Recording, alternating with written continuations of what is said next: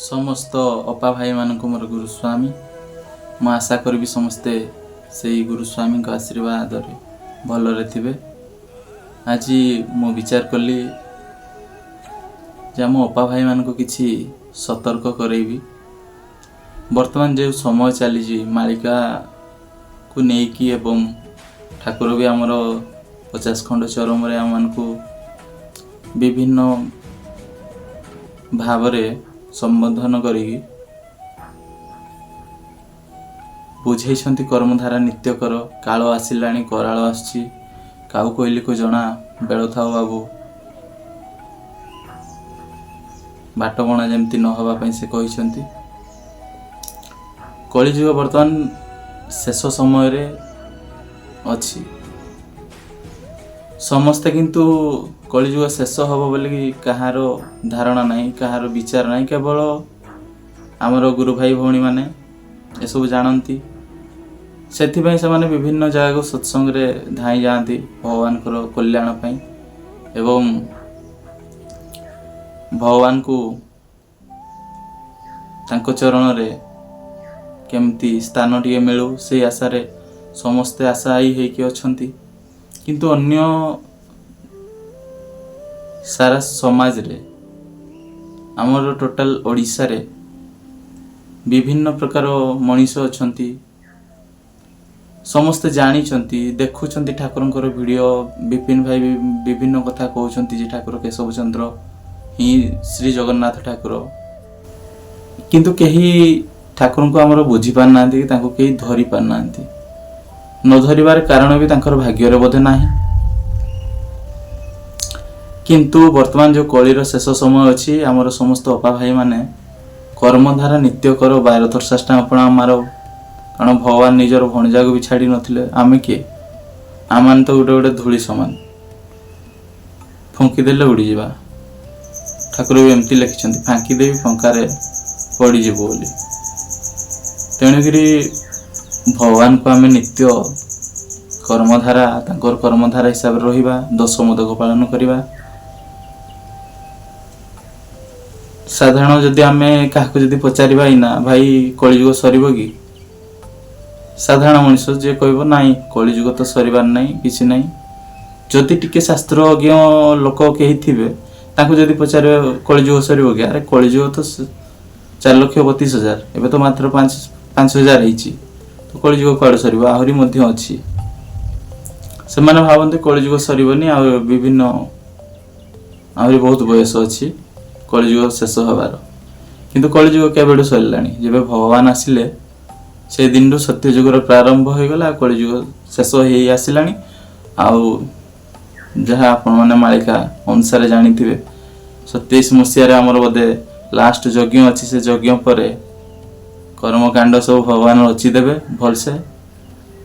तेणुक भय भय भी अच्छी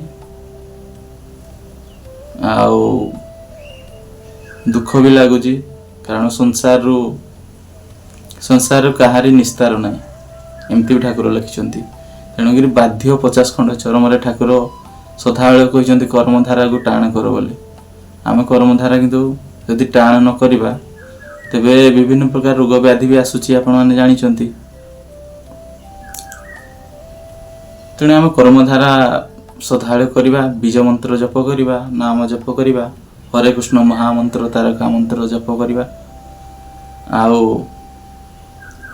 जदि अन्य आमर गुरु भाई भौणी को छाड़ी देगी जदि आमर साधारण ओडिशावासी को कहबी जो माने ठाकुर केशव चंद्र को जानिचंती तांकर आश्रित हुंतु, तांको विषय आश्रित हुंतु सेमती नहीं। आपण आग जांच करंतु, आपण मालिका को रिसर्च करंतु।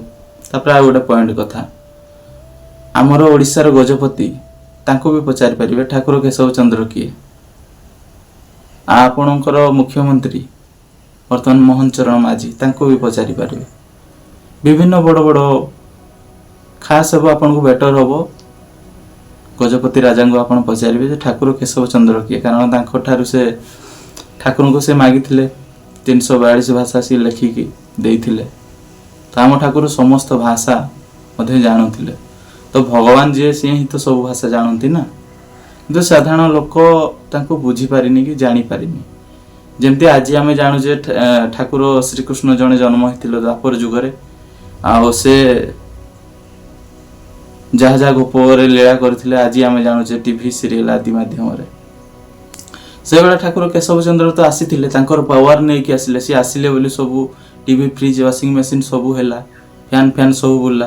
ଏତେ ସୁବିଧା ଦେଲା ପରେ ବି ଆମେ ଠାକୁର କେଶବ ଚନ୍ଦ୍ରଙ୍କୁ ଚିହ୍ନି ନ ପାରିବାର କାରଣ ସେ ଗୋଟେ ଲୀଳା ସେଠି ରଚିଦେଲେ ଯେ ସିଏ ପ୍ରକଟ ହେବା ଦୁନିଆକୁ ଯେତେବେଳେ ପ୍ରକଟ ହେବାର ସମୟ ଆସିଲା, ସେ ସମୟ ଆଗରୁ ସେ ବିଭିନ୍ନ ପ୍ରକାର ବାବାମାନଙ୍କୁ ସଂସାରକୁ ଆଣି ଆସିଲେ। ସେଥିପାଇଁ ଭଗବାନଙ୍କୁ ଚୋରପ୍ରାୟ ମୁହିଁ ଅବନି ଭ୍ରମିବି ଭକ୍ତ ଚେତାଇବା ପାଇଁ ସେ ନୁଚି ନୁଚି ଭକ୍ତମାନଙ୍କୁ ଦେଖାଦେଲେ। ଯେତିକି ଜାଣିବା କଥା ଜାଣିଗଲେ। କିନ୍ତୁ ତଥାପି ମୋର ଅନୁରୋଧ ରହିବ, ସମସ୍ତେ ଟିକେ ମାଳିକାକୁ ରିସର୍ଚ୍ଚ କରନ୍ତୁ, ଠାକୁରଙ୍କ ବିଷୟରେ ଜାଣିବାକୁ ଚେଷ୍ଟା କରନ୍ତୁ। ଭାଇ ଜାଣିଲେ ଆପଣଙ୍କର ଭଲ ହେବ, ଆପଣଙ୍କର ଆତ୍ମାର ସଦ୍ଗତି ହେବ। ଆପଣ ଜାଣିଲେ ଭଗବାନଙ୍କୁ ଡାକିବେ। ଆଉ ଯଦି ନ ଜାଣିକି ଏଇଭଳି ସାଧାରଣ ମଣିଷ ଭଳି ଆପଣମାନେ ଦେଖୁଛନ୍ତି କିଏ ୟୁଟ୍ୟୁବରେ ବନେଇକି ଛାଡୁଛି ମୁଁ ଚିକେନ ଖାଉଛି, ବର୍ଗର, ପିଜା ଏସବୁ ଖାଉଛି ବୋଲି। ସେସବୁ ଖାଇକି ତମେ ଦେଖୁଛନ୍ତି ତାଙ୍କର ୟୁଟ୍ୟୁବରେ ବିଭିନ୍ନ ପ୍ରକାର ସେ ପଇସା ଆସୁଛି, ଯାହା ବି ହଉ ଧନ ଧାନ୍ୟରେ ଗୋପଲକ୍ଷ୍ମୀ ବଢିଛି, ଗାଡି ଘୋଡା କରିକି ସେ ତାଙ୍କର ଐଶ ଆରାମରେ ଅଛନ୍ତି। ଏସବୁ ବାହାରିଆ ଜିନିଷ, ଭୌତିକ। ଆପଣମାନେ ଯଦି ଗୀତା ପଢିଥିବେ ଜାଣିଥିବେ ଭୌତିକ ସୁଖର କୌଣସି ଲାଭ ନଥାଏ, ଆଧ୍ୟାତ୍ମିକ ସୁଖ ଦରକାର। ଆଧ୍ୟାତ୍ମିକ କେବଳ ଭଗବାନଙ୍କ ଶ୍ରୀଚରଣରୁ ମିଳେ। ତେଣୁକରି ଆମେ ବର୍ତ୍ତମାନ ଚାହିଁବା, ଯେଉଁମାନେ ଜାଣିନାହାନ୍ତି ଠାକୁରଙ୍କ ବିଷୟରେ, ଯାହା କମ୍ ବି ଶୁଣିଛନ୍ତି, ସେମାନେ ମାଳିକାକୁ ରିସର୍ଚ୍ଚ କରନ୍ତୁ, ଠାକୁରଙ୍କ ବିଷୟରେ ଜାଣନ୍ତୁ। ଆଜି ଯେମିତି ଆମେ କୃଷ୍ଣଙ୍କ ବିଷୟରେ ଜାଣୁଛେ, ଆମେ କ'ଣ ଚାହିଁବା କି ଆର ଗୋଟେ ଯୁଗରେ ଯଦି ଭଗବାନଙ୍କର ଆଶୀର୍ବାଦରେ ମଣିଷ ଜନ୍ମ ପାଆନ୍ତି, ତେବେ କ'ଣ ଜାଣିବା କଳିଯୁଗ ଗୋଟେ ଥିଲା? ସେ ଯୁଗରେ ଆସିଥିଲେ କେଶବ ଚନ୍ଦ୍ର ଜଣେ ଥିଲେ। ଇନା ଯେମିତି ଆମେ ଜାଣୁଛେ ପରଶୁରାମ ଥିଲେ, ରାମଚନ୍ଦ୍ର ଆସିଥିଲେ, କୃଷ୍ଣଚନ୍ଦ୍ର ଆସିଥିଲେ, କପିଳ ମୁନି ଆସିଥିଲେ, ବିଭିନ୍ନ ପ୍ରକାର ଭଗବାନ ରୂପ ଧରିକି ଆସିଥିଲେ। ସେତେବେଳେ କ'ଣ ଜାଣିବା କେଶବ ଠାକୁର ଆସିଥିଲେ ବୋଲି? ଏବେ ତାଙ୍କର ଶ୍ରୀପାଦୁକା ଅଛି ବିଭିନ୍ନ ସ୍ଥାନରେ। ସେ ଶ୍ରୀପାଦୁକା ଗୋଟେ ଗୋଟେ ତୀର୍ଥ ସମାନ। ତାଙ୍କୁ ଯାଇକି ଆମେ ଦର୍ଶନ କରିବାଟା କେତେ ସୌଭାଗ୍ୟର କଥା। ଭଗବାନଙ୍କର ଶ୍ରୀଚରଣ। ଆଉ ବର୍ତ୍ତମାନ ସମସ୍ତେ ମାଛ ଆଇଁଷରେ, ଯେହେତୁ ବାପ ମା ଛୁଆ ବେଳୁ ଆମକୁ ଖାଇବା ଶିଖେଇଛନ୍ତି, ତ ଆମର ଇନ୍ଦ୍ରିୟ ଭୋଗ ପାଇଁ ବୋଲି ଆମେ ଛାଡ଼ି ପାରୁନେ, ଯେଉଁମାନେ ମାଛ ଆଇଁଷ ଖାଉଛନ୍ତି। କିନ୍ତୁ ଆମେ ସେ ଜାଗାରେ ଆମର ନିଜର ଆତ୍ମାର କେମିତି ସଦ୍ଗତି ହେବ। ଆମର ଭାରତ ଦେଶ ପରି ଦେଶ ନାହିଁ, ଭଗବାନ ଆମକୁ ଏଇ ଦେଶରେ ଜନ୍ମ କରିଛନ୍ତି।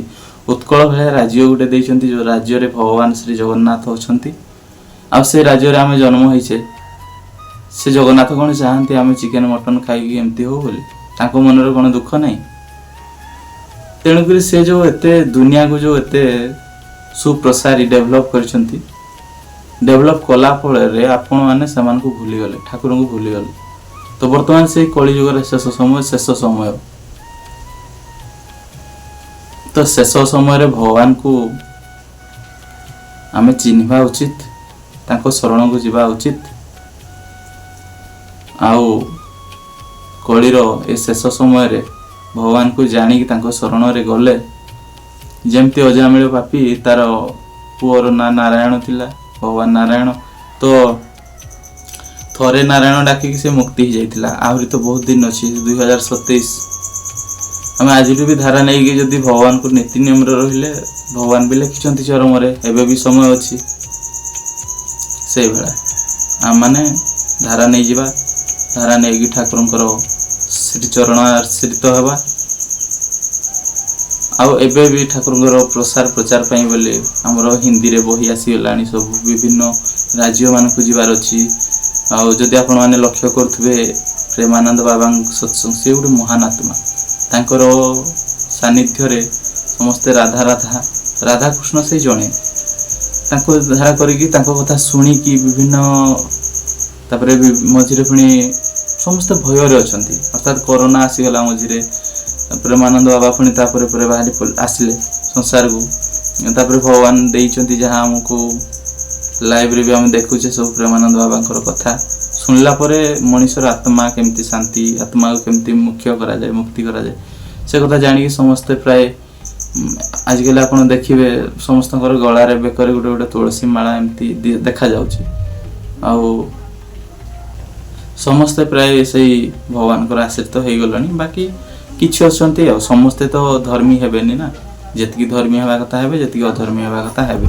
କିନ୍ତୁ ଆମେ ମାନେ ଚାହିଁବା ଯେ ଆମେ ଭଗବାନଙ୍କର ଧର୍ମପରାୟଣ ସନ୍ତାନ ହେବା ପାଇଁ। କାରଣ ବର୍ତ୍ତମାନ ଯେଉଁ କଳିର ଯୁଦ୍ଧ ହେବାର ଅଛି, ତୃତୀୟ ବିଶ୍ୱଯୁଦ୍ଧ, ଯାହା ମାଳିକାରେ ଲେଖା ହେଇଛି। ତାପରେ ଦେବଗଡ଼ରେ ଯେଉଁ ଆମର ଯଜ୍ଞ ହେଇଥିଲା, ସେ ଯଜ୍ଞର ତଳ ଲାଇନରେ ଲେଖା ହେଇଛି, ମିନ ଶନି ମେଳ ହୋଇବ, ତାପରେ ଭୀଷଣ ସମର ହେବ ଭାରତ ମଣ୍ଡଳେ। ସମର ବି ହେବାର ଅଛି, ମାନେ ଯୁଦ୍ଧ ବି ହେବାର ଅଛି ଇଣ୍ଡିଆରେ। ଏବେ କିନ୍ତୁ ସମସ୍ତେ ଅଚିନ୍ତାରେ ଅଛନ୍ତି, କାରଣ ଅନ୍ୟ ଅନ୍ୟ ଦେଶରେ ଯୁଦ୍ଧ ହେଉଛି, ଆମର ତ କିଛି ହେଇନି ନା।